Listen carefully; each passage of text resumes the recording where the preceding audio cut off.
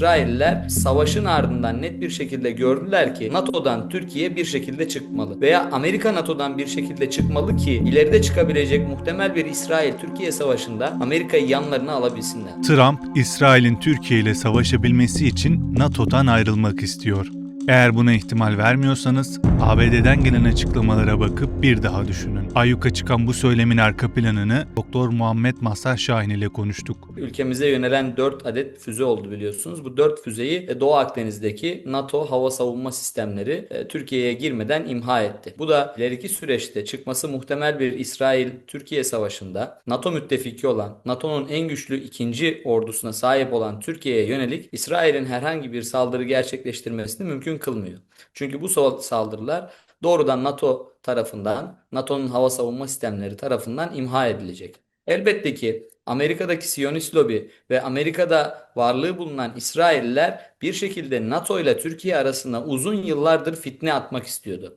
Bunda da bu savaşın ardından net bir şekilde gördüler ki NATO'dan Türkiye bir şekilde çıkmalı veya Amerika NATO'dan bir şekilde çıkmalı ki ileride çıkabilecek muhtemel bir İsrail-Türkiye savaşında Amerika'yı yanlarına alabilsinler. Bu İsrail'in aslında en temel planı. Onların şu anda hedefi Türkiye'nin NATO'da olmasını bir şekilde engellemek. Çünkü NATO'da şu anda göğüs göğüse çarpışabilecek tek ordu, tek kara gücü Türkiye. Amerika daha çok hava ağırlıklı bir güç. Fakat Türkiye, Suriye'de de Türkiye'ye yakın bir hükümetin iktidara gelmesi, Türkiye'nin Suriye'deki varlığının gitgide artması, Körfez'deki gücünün artması, Mısır-Türkiye ilişkilerinin kuvvetlenmesi ve Doğu Akdeniz'de artan Türkiye'nin varlığı İsrail'i elbette endişeye gark ediyor. Ve ileriki süreçte Türkiye'yi İran sonrası hedef olarak göstermeye çoktan başladılar bile.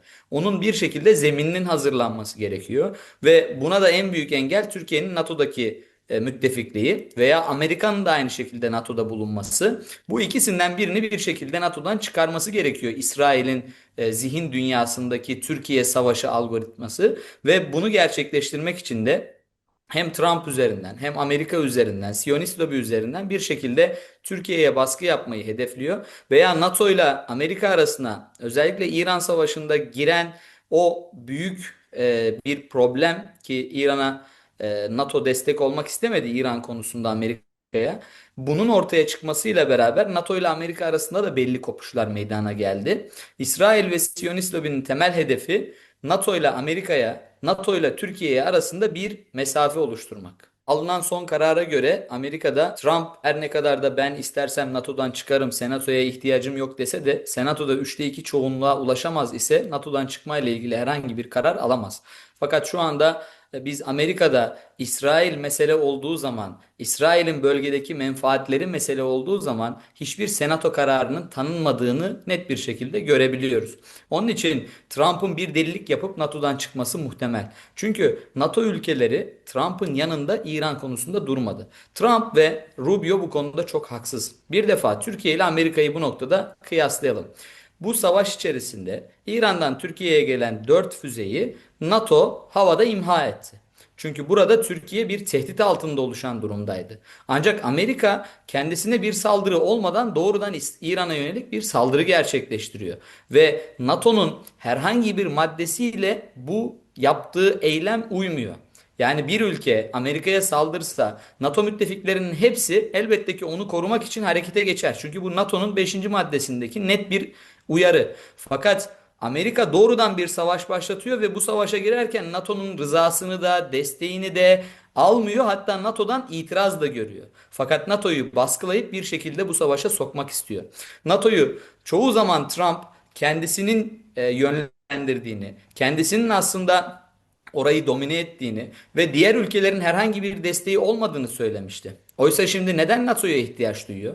Burada Trump'ın temel hedefi uluslararası alanda zedelenen Amerika imajının bir şekilde tekrar toparlanması ve güçlü bir ittifak ile İran'ın üzerine daha yoğun bir saldırı. Ve İran'a yönelik şu anda toplu bir saldırı düzenleyerek İran'a karşı kaybedilecek muhtemel bir savaşta da aslında mağlubiyete ortak arıyor.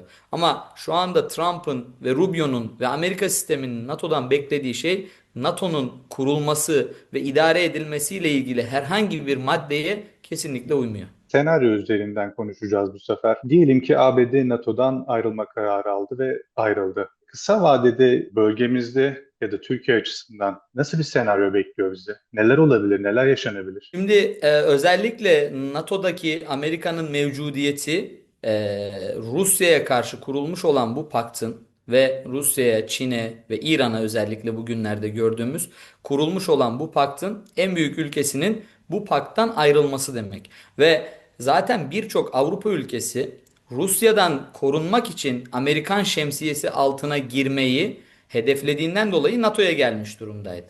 Şimdi siz o zaman Amerika'dan çekildiği bir NATO'da Rusya'nın kendisine sınır olan Ukrayna ve devamındaki Batı bloğuna saldırmaması için herhangi bir sebep olabiliyor mu? O zaman biz Rusya'nın Avrupa'da etkisinin artacağı bir döneme şahit olabiliriz. Çünkü Amerika'nın ben çekiliyorum demesi NATO müttefiklerinin hepsini birden Rusya ile baş başa bırakabilir. Bu noktada NATO'da tek ülke diyebileceğimiz Türkiye en az etkilenir. Çünkü Türkiye NATO müttefiki olmasına rağmen ilkeli duruş sergileyerek Orta Doğu ülkeleriyle de Rusya'yla da Çin'le de Doğu'yla Orta Asya'yla her yerle dengeli bir politika izlemeyi başarabilmiş bir ülke. Fakat diğer NATO ülkeleri tamamen Amerikan bloğunda yer almayı ve Rusya'ya karşı Amerika ne derse onu yapmayı tercih etmiş bir ülke. Ve NATO'dan Amerika'nın ayrılması bence Türkiye'yi çok etkilemez. Ancak Batı ülkelerini büyük oranda etkileyecektir. Şöyle bir çıkarımda bulunabilir miyiz? İkinci en büyük gücü olarak bahsediyoruz Türkiye için NATO açısından. O zaman bu Avrupa ülkelerinin özellikle Türkiye'ye yakınlaşması da demek. Kesinlikle. Zaten Avrupa'da biliyorsunuz Trump'la belki bir senedir söylem zıtlığı var ve Trump Ukrayna Savaşı noktasında Avrupa'yı yalnız da bıraktığı bir süre olmuştu. Burada Avrupa kendisine yeni bir güvenlik şemsiyesi arayışı içerisindeydi. Orada da biz Avrupa içerisinde Türkiye'ye ihtiyaç duyan ciddi bir bloğu görürken bir taraftan Türkiye karşıtı söylem geliştiren örneğin Fransa gibi ülkeleri gördük.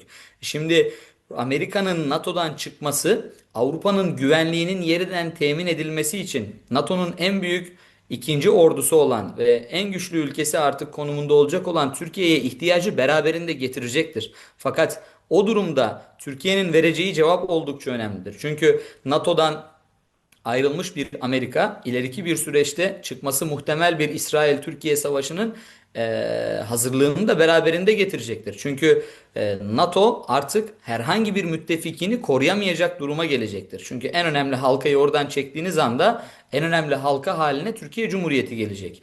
Ve Türkiye Cumhuriyeti iki süreçte muhtemel bir İsrail savaşına mı, bölgesel bu çıkan savaşlardan kendisini korumasına mı, yoksa Avrupa'yı korumaya mı odaklanacak?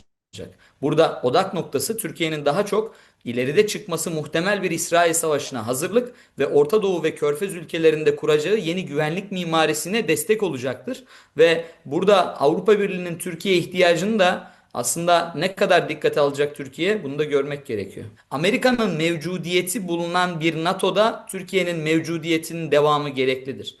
Burada Amerika devreden çıkar ise Türkiye'nin NATO'da bulunmasına artık gerek yoktur diyebilmek mümkündür. Ancak Türkiye gerek İran sahasından, gerek İsrail sahasından, gerek Yunanistan ve gerekse Karadeniz sahasından gelebilecek herhangi bir füze, herhangi bir savaş uçağı, insansız hava aracı ve savaş gemileriyle saldırıya kesinlikle kendisini savunabilecek donanıma şu an itibariyle sahiptir. Elbette füzeler geliştirilmeye devam ediliyor. Fakat bunun şu an itibariyle bizde kaç adet olduğunu, hangi şekil füzelerin bizde olduğunu elbette ki bilmiyoruz. Fakat şu an itibariyle Türkiye Cumhuriyeti NATO olmasa dahi kendisini koruyabilecek kudrete sahiptir. Burada aslında Avrupa devletlerinin ABD'ye destek olmamasının altında yatan sebep size bir saldırı olmadı, siz saldırdınız. Gerekçesi bu. Bu Türkiye açısından bakıldığında da, Türkiye NATO açısından bakıldığında da Türkiye bir NATO üyesi ve kendisine önlem bir tehdit olduğu için kendi imkanları bulunsa da önce ittifak olduğu parçanın adımı atıldı. Muhakkak yani eğer orada